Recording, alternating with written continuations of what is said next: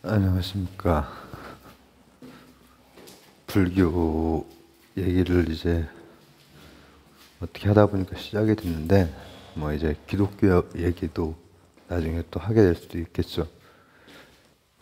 근데 오늘은 수많은 불교라고 하는 주제로 한번 얘기를 해보려고 합니다. 저번 시간에 불교가 산스크리트어 이렇게 해서 그 밑에다 쓰고 싶은데, 예전에 이런 말이 현각 스님이 그러더라고요. 현각 스님이 한국에서 이제 불교 수행을 이제 하려고 이렇게 하니까 한 스님이, 스님 한문 아시오? 모릅니다. 한문도 모르는데 무슨 불교를 하겠다고 이러더래. 그래서 현각 스님이, 스님, 부처님이 한문 아셨습니까? 그러니까 라고 아무 말도 못했대요. 제가 산스크리트어에 대해서 이렇게 얘기를 했던 것은 뭐냐면은, 실제로 한역 불교하고 산스크리트어 불교하고 차이가 꽤 있어서, 그러면서도 핵심이 전해졌어. 핵심이. 근데 이제 아쉬운 것은, 그러다 보니까는 그 전해진 것 중에서 이 뭐라고 하면 좋을까, 아주 활달하고 자유롭고 에, 무해한 이런 쪽으로 이제 우리나라 불교가 대승불교 중에서도 선불교, 노장화된 불교, 제가 이제 그거를 이제 좀 경계를 하느라고 이 산스크리트 얘기를 했었다면, 오늘은 불교도 사실 하나의 불교만 있는 게 아니에요. 우리가 알고 있는 불교만 해도 아주 논리적인 그 논변들도 있고, 뭐 경륜론 해가지고 있죠. 그리고 그냥 나무 관세음보살 이런 것도 있고, 그렇죠? 재불사상, 시방세계가 다 붙여야 어디를 가도. 그리고 보살행. 근데 그 성격이 하나는 굉장히 그 뭐 분석적이고 또 논리적이고, 좋게 말하면. 그리고 굉장히 그 깊은 연구라고 볼 수 있고, 또 나쁘게 말하면은 현학적이고, 이 대중들이 다가서기가 힘든 또 그런 면이 있어. 지금 우리 그 불교, 지금 우리나라의 그 불교가. 또 하나는 보살행, 또 극락정토, 서방 아미타불, 정토사상, 기복신앙. 그러니까 각각 좋게 말하면은 끝내는 아라한 이상의 그것이 되기 위해서 보살행을 하고 이런 좋은 면이 있고, 또 나쁘게 말하면은 기복신앙이라든지 다음 생을 기약하는 그런 방향으로 가는 그게 있단 말이에요. 우리나라에서만도. 근데 불교는 그게 다가 아니야. 제가 이제 불교 오늘도 좀 얘기 길어질 것 같은데, 근데 여기 나와서 하다가 들어가서 또 해야지. 비가 와가지고. 불교가, 내 처음에 불교에 대해서 막연하게 그 관심이 있었던 것은 이제 중2 때, 그때 정도부터였던 것 같아요. 그리고 이제 한 20살 이때 되면서부터 본격적으로 이제 좀 많이 읽었죠. 이제 중학교 때는 뭐 이거저거 많이 읽었지. 막 프로이트라든지 막 이 저 기본적인 어떤 불교에 대한 그 서적들 나 기독교에 대한 서적들. 그때는 이제 교양서 정도 그런 걸 이제 읽은 거고, 그러다가 이제 대학에 와서는 불경 같은 걸 이제 접해 보니까는 좋고 빠져들어. 그래서 나도 좀 이렇게 깨치고 싶다. 딱 선불교에 빠졌죠. 가나선 20대 딱 들어와서는. 그러다가 20대가 점점 지나가고 이렇게 하면서 그 즈음에 저보다 한 3촌벌 되는 그 분들이 남방으로 많이 가셨어요. 갑자기 그런 바람이 불었어요. 그분들이 지금 돌아오셔가지고 활동하시고 계시거든요. 지금 이제 그분들이 이제 한 60 정도 이제 막 되신 분들, 그런 분들이 됐죠, 이제. 근데 그 왜 갔을까? 그런 관심도 생기는 거야. 즉 상자부에 대한 그것도 생기는 거예요. 우리가 이제 소승하면 좀 비하의 뉘앙스가 있기 때문에 상자부라고 할게요. 그렇게 이제 20대 중반 후반 하면서 또 30대가 넘어오고 하면서, 이 상자부가 그 만만한 게 아니고 거기에서 이렇게 아라한대고 이런 거보다 훨씬 더 대성이 더 크고 선불기 정도는 돼야지, 이렇게 생각했던 거에서 한번 깨졌어. 나는 곰곰이 생각해보면은 막 깨쳐서 막 무에 아무런 장애가 없이 막 이렇게 하는 그런 걸 별로 안 좋아해. 상자부가 또 이제 그때 또 눈에 들어오는 거야. 그러다가 이제 30대가 되고 나서는 또 다른 불교인 티베트 불교의 그때 당시에, 그것도 다 시기적으로 이제 우리나라에서 아마 불교 그 자체 내에서도 불교를 이제 관심 있는 그 젊은 분들, 그때 당시 젊은 분들 사이에서도 이 제가 느꼈던 어떤 그런, 아유 잠깐만 이거 위험한데? 이런 생각들, 조금 더 진지하게 수행할 수 없을까? 이런 생각들. 머리에 집신 쓰고 나가고 막 이런 것도 좋긴 좋은데 조금 더 진지하게 할 수 없을까? 근데 진지하게 하다 보니 되게 어려운데, 그때 당시에 또 TV 불교에 대한 또 관심도 이제 그때는 한 20대에서 30대 넘어오는 그 시기였던 것 같아요. 그런 다큐멘터리들을 제가 그때 당시에 몇 개를 보고, 그리고 그거에 대한 책들, 그러니까 원래 맨 처음 불교할 때는 선불교, 관화선, 대승 이 책만 보고 이 소승불교에 대한 책은 안 봤어. 원래 제가 뭘 보면은 그 도서관에 있는 그 섹터 자체를 다 빌려가지고 하나하나씩 다 보거든요. 순서대로 빌려가지고. 근데 불교 중에서 다른 부분을 안 봤거든. 안 보다가 소승을 보고 그 다음 이제 티벳을 보는 거야. 소승 때 굉장히 어렵고, 티벳에 대해서 이제 다큐멘터리라는 이런 걸 보면서 처음에 그 시시했던 거, 뭔 만다라를 만들었다가 흩어버리고 이 지붕에다가 금 쳐바른 다음에 다 날려보내고, 부정관 그리고 자비관, 뭐 밀교라는 거 이상하게 일단 느껴지잖아요.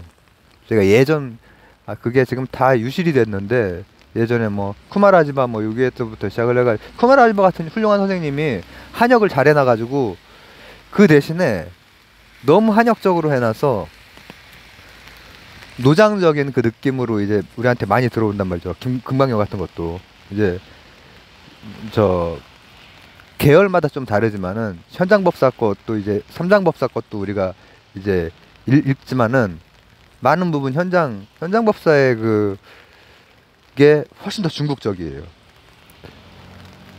저 쿠마라지바, 예.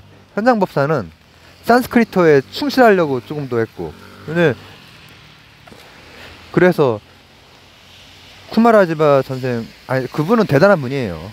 그분은 종교적 열정으로 대단한 분인데, 단지 제가 지금 얘기를 하는 건 여러 불교가 있는데 그 불교를 관통하는 뭐가 있고, 불교가 다른 종교에 비해서 그게 이제 강해요. 중심이 흐트러지지 않아. 근데 거기는 막 모든 생명체가 최소한 한 번 이상은 내 어머니였다는 둥, 그리고 뭐 아름다운 뭘 봐도 그 안에 뭐 이렇게 썩어가는 뭐 그 부정관을 하고 이런 게 유치해서 미치겠는 거야 처음에는. 그러다가 30대가 되고 막 이럴 때, 그러니까 20대 초에는 그런 건 아예 밀교, 남자랑 여자랑 막 이렇게 붙어 있고 막 있잖아, 이상한 체위로.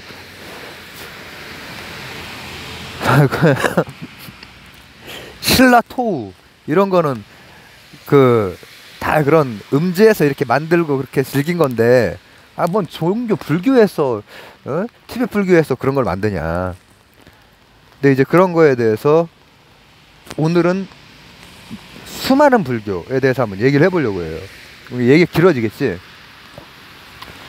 나중에 또 이제 차분차분히 이제 각각을 좀 더 얘기는 하겠지만은, 제가 초반에 지금 하는 건 산스크리트와 불교 해서 우리가 기존에 가지고 있던 걸 먼저 일단 한번 깨고 싶은 거야.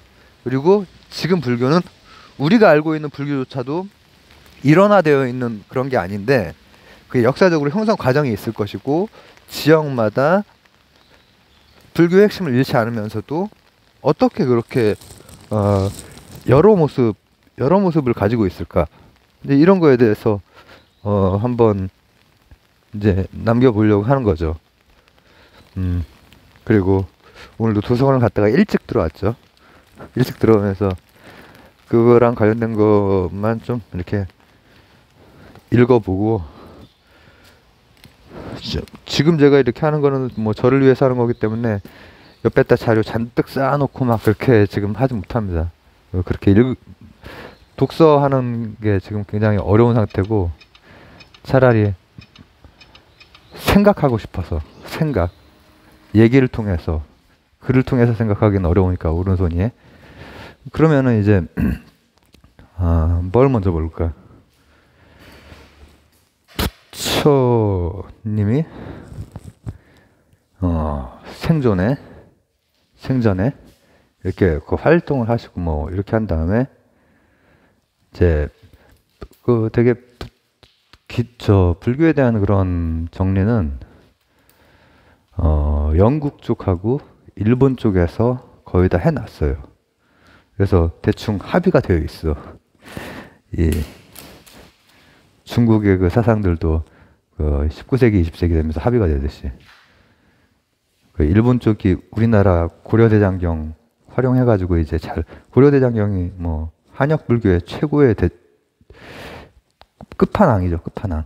근데 이제 신수대장경으로 일제 시기에 이제 그거, 우리도 사실 이제 송나라 송태조 조광윤이 대장경을 했거든요. 거기에다 거란 거라든지 이런 거 다 모아서 했는데 굉장히 잘 되어 있지, 우리나라께. 다른 이제 북방에도 여러 가지가 있었고, 근데 이제 우리나라 거를 가지고 일제 시대에 그 20년대인가? 잠깐만, 대정시대인가 그러면? 그때쯤에 신수대장경이 지금 세계적으로 불교하는 사람들이 다 이제 그걸로 하죠. 고려대장경으로 하면 좋은데 이제 신수대장경으로. 그리고 대장경 자체는 고려대장경이 우수할지 모르지만 그 불교에 대한 교학 정리라든지 이런 건 일본이 잘해놨어요. 잘해놨어. 그럼 시대 구분으로 한번 가보면 어떻게 되면은, 부처님이 직접 설법하던 시대가 있겠지. 우리의 그 통념과는 달리 굉장히 논리적이고 논쟁을 피하지 않고, 뭐라고 하면 좋을까? 한역된 거랑 달리 그 안에는 이 상당한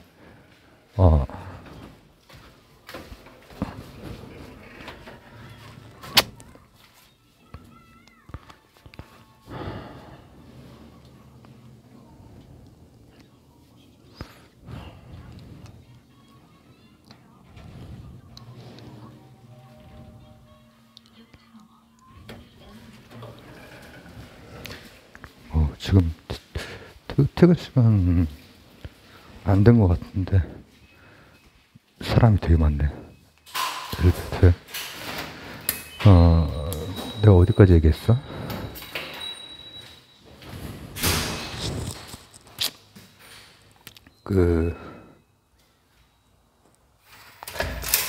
실제로 이제 한역의 그 느낌과는 많이 다른 그 진짜 인도적인 느낌의 얘기들이 이제 그때 오갔죠. 논리적으로.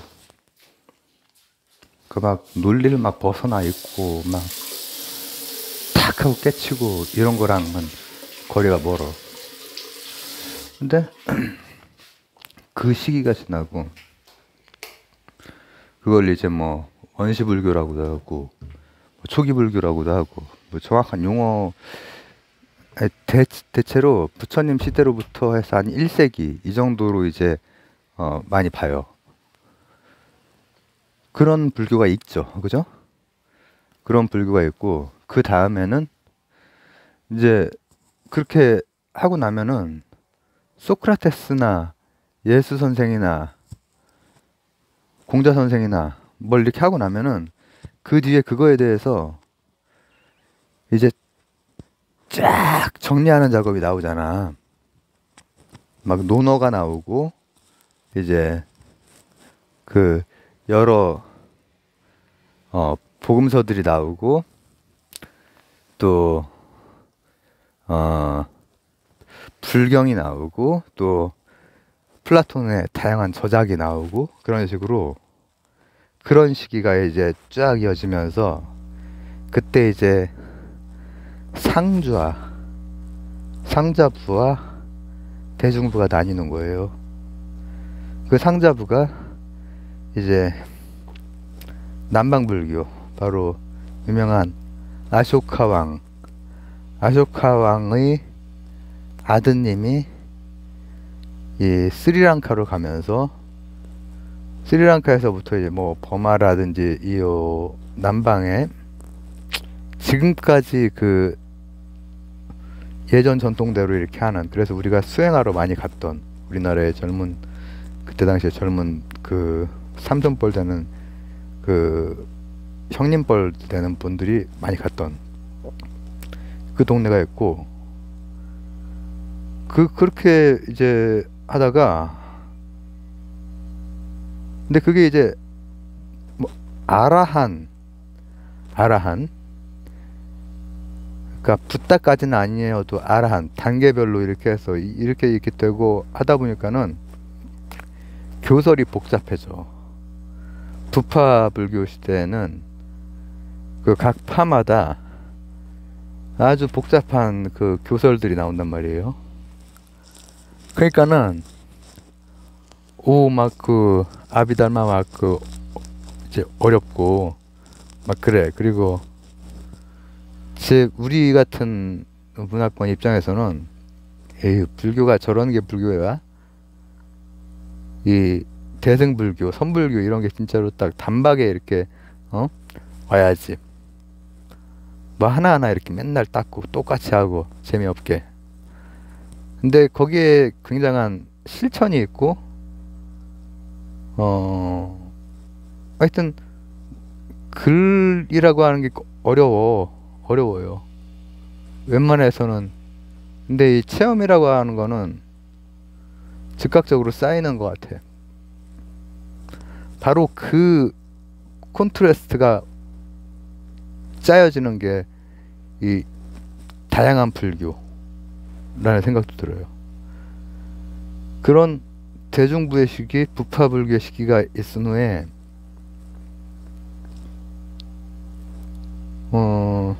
쿠마라지바 선생은 한 400년 그때쯤에 기원 후에 400년 그때쯤에 이제 번역을 했지만은 그래서 기원 전부터 이 불경들이 번역이 돼서 이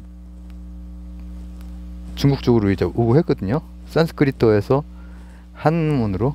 그리고 요 도가 사상가들도 그 작업을 하기도 하고. 근데 이제 그 중에 자이언트가 쿠마라지바 선생이랑 또한 250년 후에 현장법사죠. 근데 그 사이에 이제 그렇게 하다가 야 이거는 수행자 출가자들밖에 못하겠다. 그러면은 우리는 어떻게 하지? 하고 대승운동이라고 할 수 있는 것이 이제 일어나는 거예요. 대승운동. 그게 중국으로 넘어올 그 시기 즈음에 있었던 거예요. 뭐 처음에는 그냥 행동이죠. 부처의 행동과 말, 언행, 일치하는 언행, 지혜로움, 그리고 나도 따르고 싶다. 나를 던지고 싶다. 헌신하고 싶다. 저런 방향으로. 그러다가 교설이 복잡해져. 소금을 어떻게 해야 되고 12시 2분에 밥을 먹어도 되냐 안 되냐 뭐 이런 거 하고, 그거에 대해서 제가 얘기한 적이 저번 다 했었는데 어쨌든 나중에 다시 할게요. 지금은 이제 여러 불교를 보는 거니까. 근데 그 다음에는 우리 원효대사나 이런 그것처럼, 아니 보살행을 그냥 하면 된다. 보살행을 하면은 시방세계가 다 어느 방향으로 가도 다 부처님들이 있다. 시방세계에 동서 남북 그리고 45도 평광각도 그리고 상하까지 다 합해가지고 어느 방향으로 가도 다 부처님들이 있기에 보살행만 하면 된다. 이런 대중운동이 나오는 거예요. 이런 게 우리나라에도 남아있죠. 우리 대승불교 그 전통이니까. 근데 그게 이제 구복신앙으로 많이 바뀐다라고 하는 게 문제가 되는 거지. 기독교도 마찬가지로 그렇게 되듯이.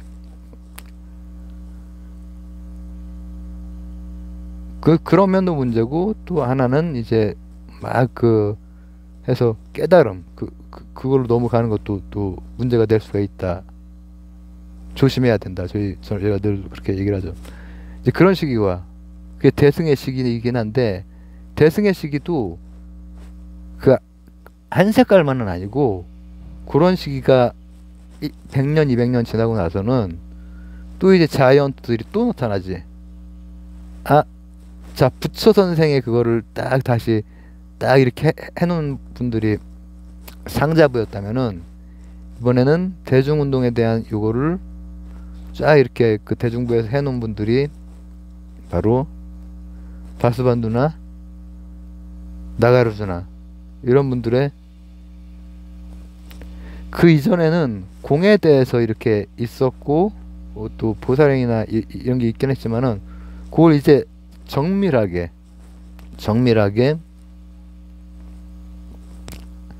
유식사상 그리고 중관사상, 공사상 이런 논서들이 이제 막 나오는 거예요.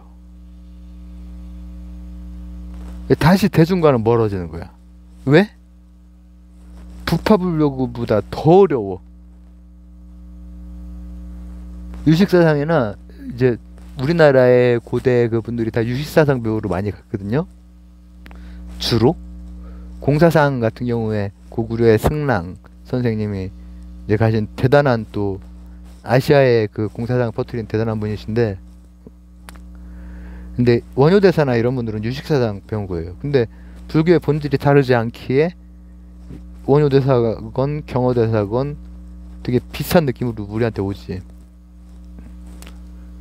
근데 그 정도 깨달은 사람들, 깨달은 선생님들이어야 이제 그게 가능한 거고, 그 어설프게 흉내내는 사람들 뭐 진짜 눈 뜨고 봐주기 힘들 정도거든. 근데 그렇게 해서 또 어려워지면은 어떤 일이 발생하느냐, 또 다시 대중운동이 나오는 거야. 제가 지금 말한 게 남방불교에 대한 건 나왔죠. 철저한 수행이라든지 거의 부처시대부터 이어져 내려오는 그거가 기원 전까지 계속 있었던 그게 남방으로 가면서 그건 이어져 오고, 그 다음에 대승운동은 북방으로 전해져 와. 기원 전 거는 남방으로, 그리고 이제 대략적으로 기원 후에서부터 현장법사 이때까지는 동방으로 오는 거야. 근데 남방에는 대승 쪽의 거는 거의 없지. 그리고 이쪽에는 대승 이후의 거는 거의 없어. 근데 요 위쪽이죠, 위쪽. 여기에는, 동방에는 따지고 보면은 부파불교에 대한 것도 있긴 있는 거거든. 대장경, 그러니까 모든 경전의 총합 세트로 이렇게 계몽사 뭐 전집 이런 것처럼 세트로. 근데 이 위는 티베트 불교는 이제 아까 말했던 그 7세기부터 13세기까지 해서 올라가는 거야. 왜냐면 인도에 이제 가즈니 고르 왕조 뭐 노예 왕조 하면서 이슬람화 되거든. 이슬람화 플러스 힌두가 그 무너지지 않고 이렇게 많이 있지만은 요 위쪽 그 힌두쿠시 그쪽으로는 이렇게 요 위쪽 부분은 이슬람화가 되죠. 그때 다 넘어가요.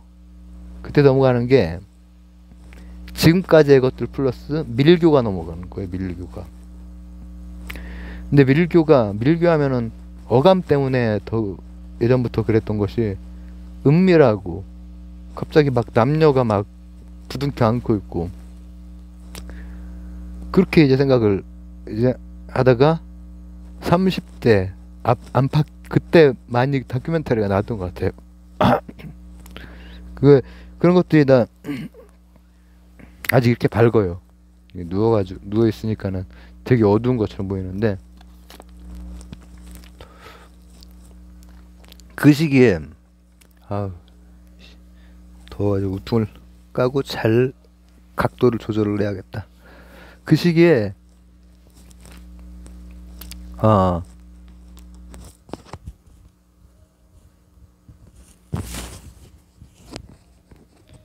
다시 한번 너무나 어려운 대승불교의 그 실천일 때는 되게 쉬웠거든. 남야미타불 관세음보살 앞으로 그렇게 하고 뭐 제불사장 그러니까 타방 부처 모든 방향의 부처가 있어. 별의별 부처가 다 있죠. 뭐 지장보살 있고 뭐 무슨 보살 있고 무슨 보살 있고 그럼 뭐 미륵보살 있고 다 있단 말이죠. 어느 방향으로 가도 다 있어. 근데 그게 역사적으로는 그거는 좀 나중에 들어가고 근데 그렇게 해서 가까워지는 거예요. 보살행을 하면서. 보살행이 가장 중요하지. 무주상, 보시, 파라미타. 굉장히 어려운 일이지. 뭘 하면은 그거를 오른손이 하는 일을 오른손이 하는 게 아니라 전 우주를 향해서 막 손을 흔들게 돼. 그런 사람들이 많이 있지. 오른손이 하는 일을 왼손이 모르는 게 아니라 오른손도 모르게 하는 게 무주상 보시죠. 근데 그렇게 가다가 그게 이론화되니까 너무 어려운 거야. 그러니까 다시 실천적인 것, 또 다른 대승운동이라고 볼 수 있어요. 그리고 그 밀교가 그런 게 아니고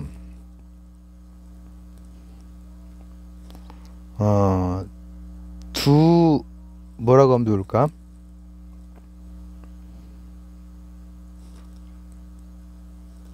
반야와 방편, 자비와 지혜의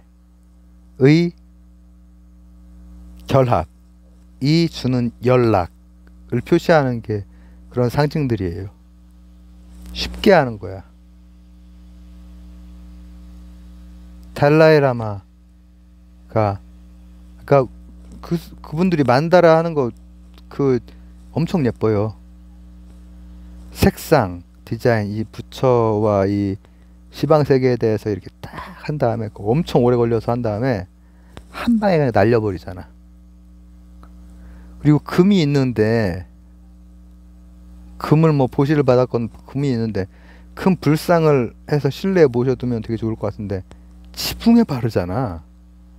확 날아가 버리는 거야. 왜 그러지?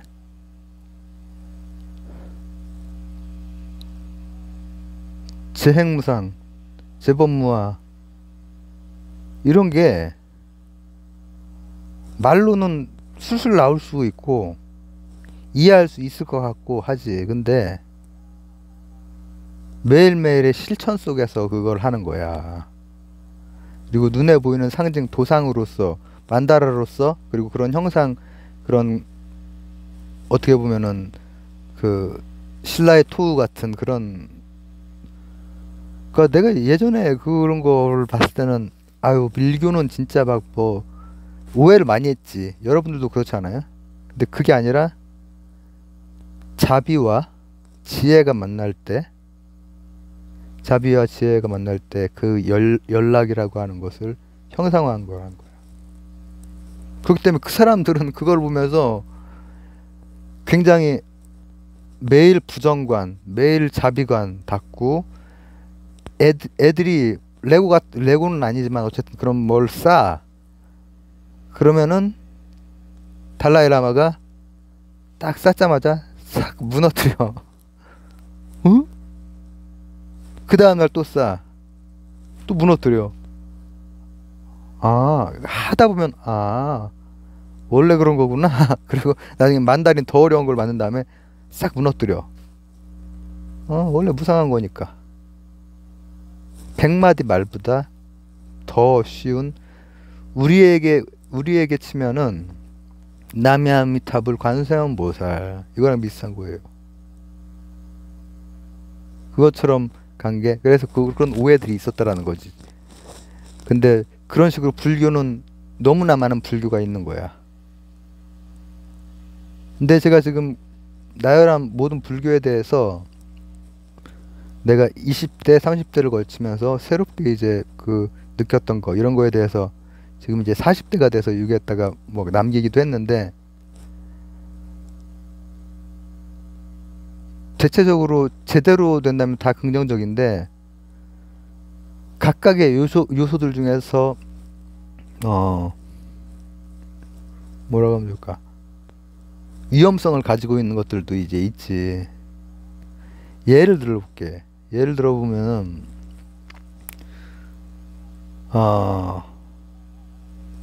처음에 말했듯이 보살행을 하고 모든 부처들이 많아. 그건 나중에 이제 조금 더 들어가면서 할게요. 그 시방세계에 셀 수 없는 부처들, 이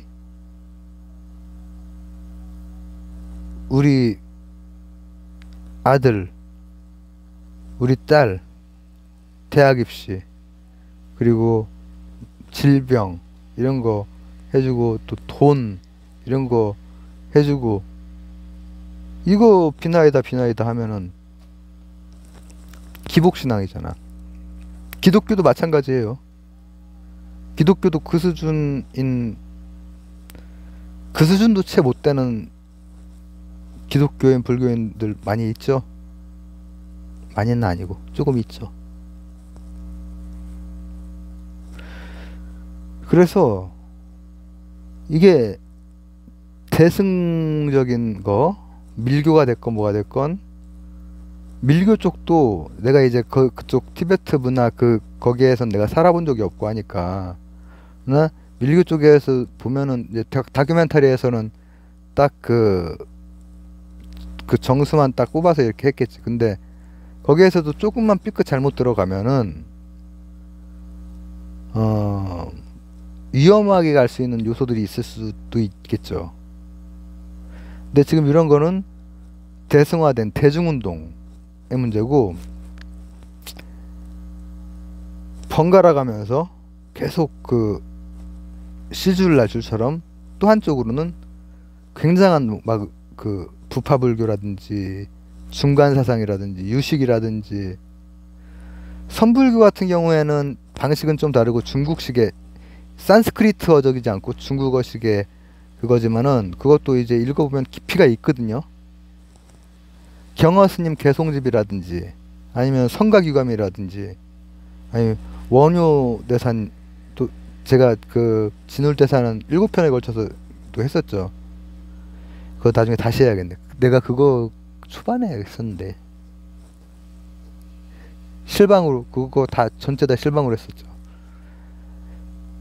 근데 그것도 해가다 보면은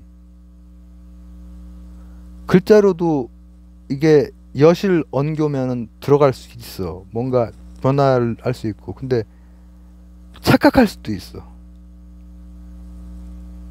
대승이 이상하게 대승운동적인 대중적인 게 이상하게 변질되는 것처럼 뭔가 이 수행이나 이 논리나 이것도 가다 보면은 아 깨쳤다 이렇게 가버릴 수 있고 아란 단계에서도 뭐 이를테면은 아 내가 이제 경제에 올랐구나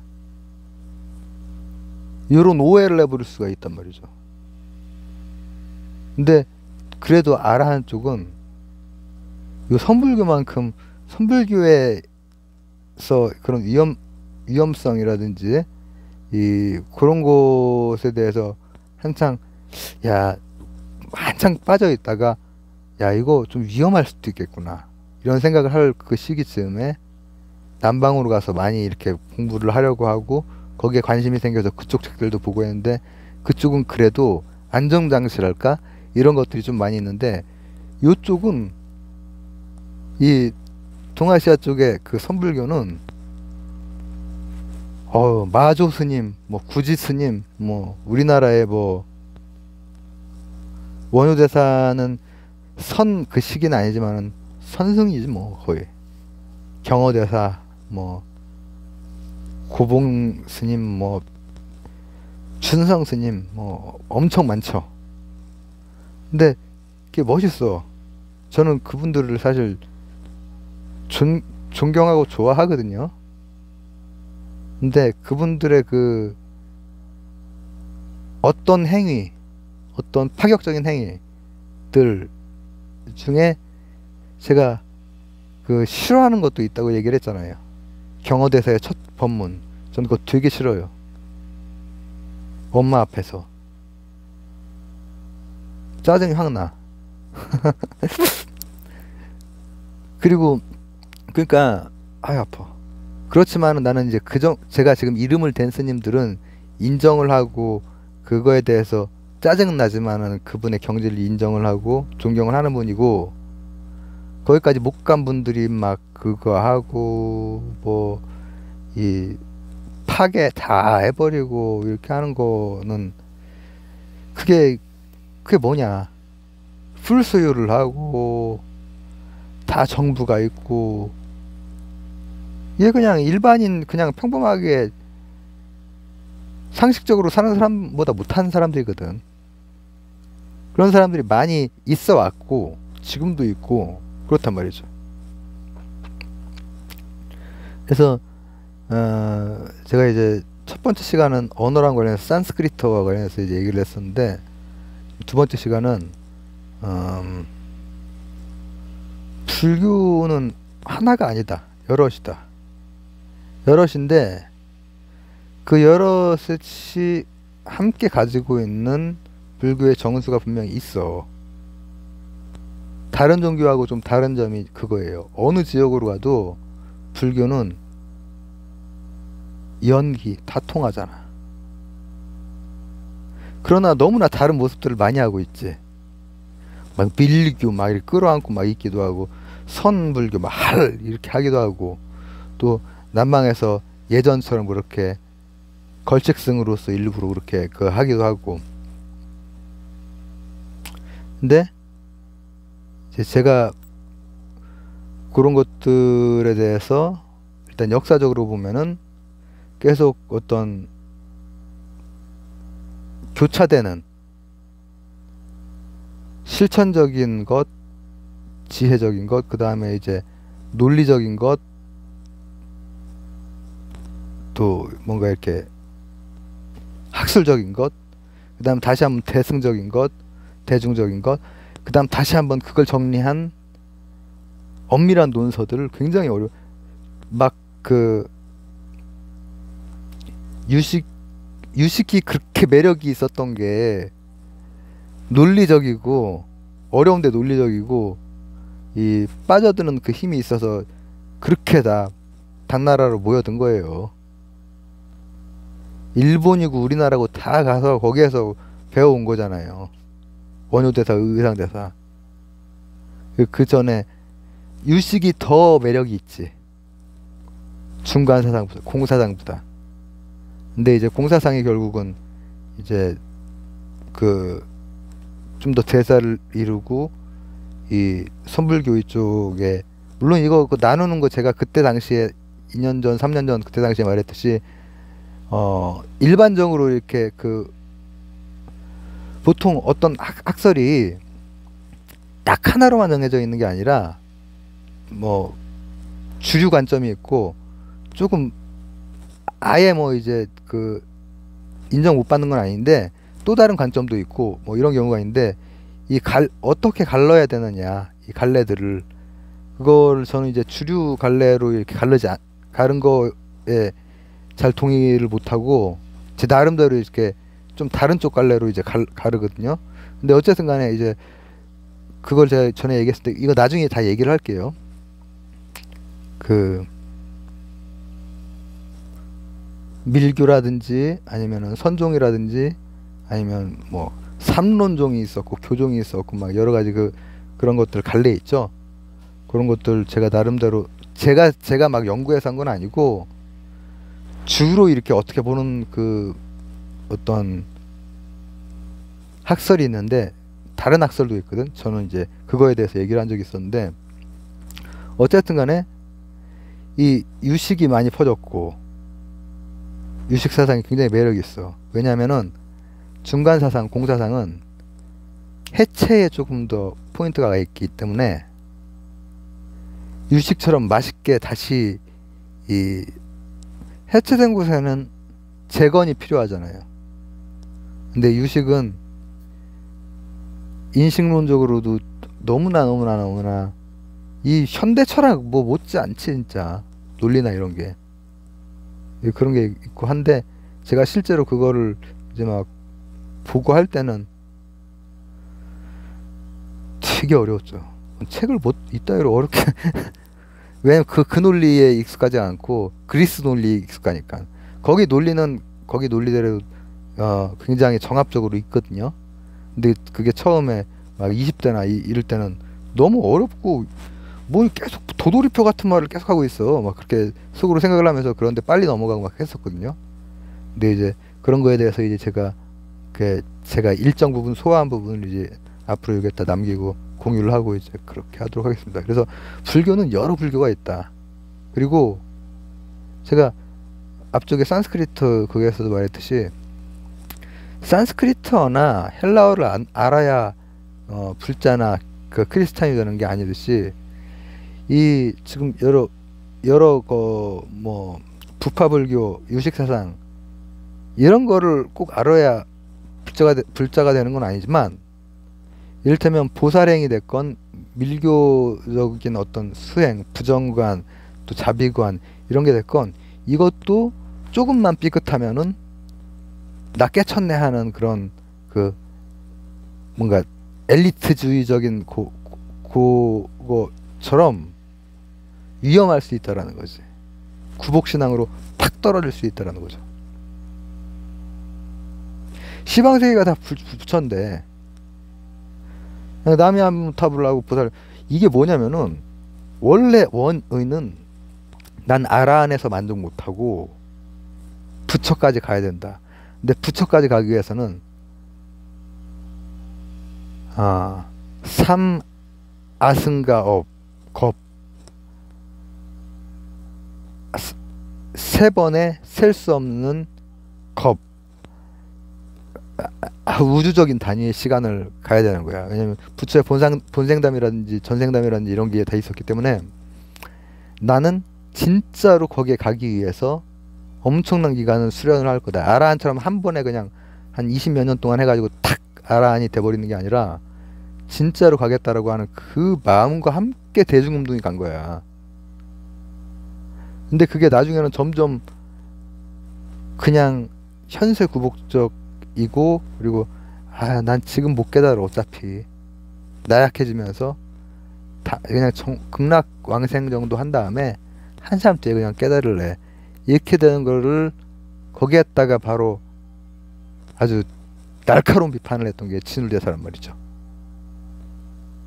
중국이나 일본의 만연해 있던 말법 사상에다가 꽝 하고 내리친 게 그 생생한 그 장면들을 제가 3년 전에 막 얘기를 했었잖아요. 노동으로 한글에서 질서가 좀 없습니다. 두 번째 편이었습니다. 감사합니다.